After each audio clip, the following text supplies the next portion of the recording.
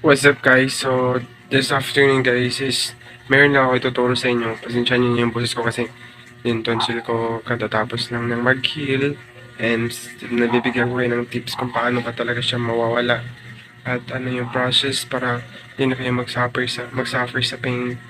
Una guys, kailangan nyo ng suka. Suka talaga guys, very effective yung suka guys. Silver Swan suka guys, very effective talaga siya.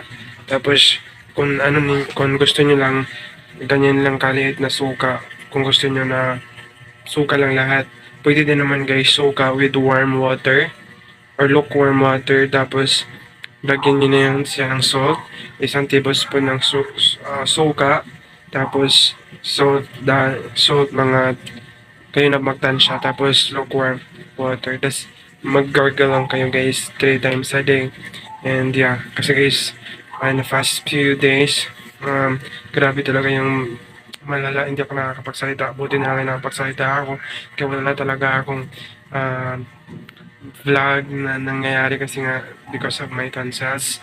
And sobrang hindi ako nakakain ng maayos at yung ano ko ng gatas lang at saka bread. Tapos kahit paglunok ng laway, sobrang hirap. Pag inom ng tubig, sobrang hirap.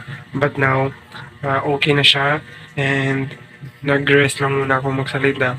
Ano lang guys, kaya kung video to para din malaman ninyo baka meron kayong tonsils.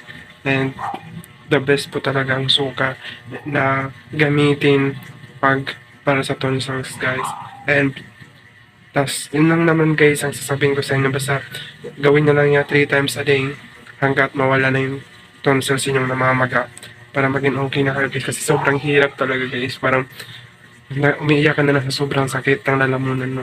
Kaya yun lang naman guys, huwag niyong kalimutang mag-subscribe and mag-like, share sa ating YouTube channel. Hopefully guys, makapag-vlog na ako and recommend na to guys kasi para malaman din ninyo kung bakit di pa ako makapag-upload.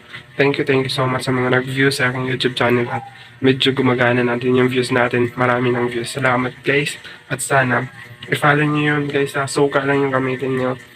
Pwedeng suka lang to pure. Pwede yung lukewarm water with salt and suka. Yun lang naman guys. Bye bye.